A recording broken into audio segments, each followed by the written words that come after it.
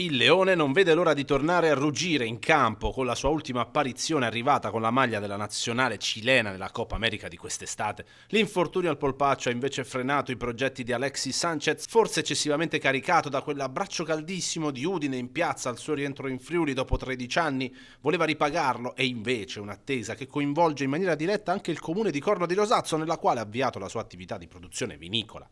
Anch'io lo aspetto come calciatore perché ricordo che al periodo che lui ha giocato a Udine ho avuto la fortuna di avere l'abbonamento, quindi ho vissuto quei momenti fantastici lì proprio allo stadio. Cerchiamo di rivederlo sul campo e farci divertire, magari perché no, farci sognare qualcosa di più che vediamo se dico fra virgolette, una tranquilla salvezza. Tutti erano pronti comunque a rivedere Sanchez in campo dopo questa sosta di novembre, invece si predica pazienza, cautela massima perché non si può incorrere in una ricaduta, soprattutto a un'età non più verde come quella dell'attaccante cileno. Il buon momento dell'Udinese e la produttività dell'attacco bianconero non impongono fretta alcuna. Per questo Alexis ha consumato tutte le tappe del suo recupero fisico, dalle stampelle agli esercizi più complessi fino all'allenamento, con la voglia di regalare gioie ai tifosi dell'Udinese al più presto e anche continuare a scrivere, perché no, la storia della nazionale cilena, nella quale ha sostituito due mostri sacri come Ivan Zamorano e Marcelo Salas in tutte le classifiche possibili e immaginabili.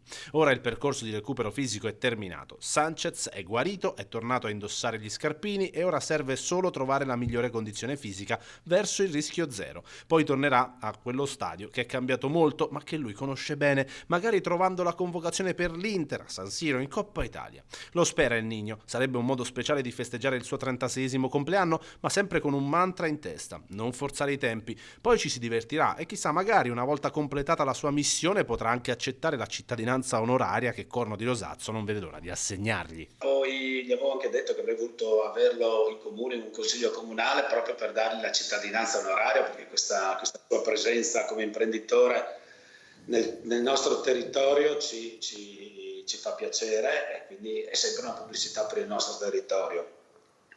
Sto ancora aspettando che mi risponda perché vorrei proprio questa onorificenza ad Alexis.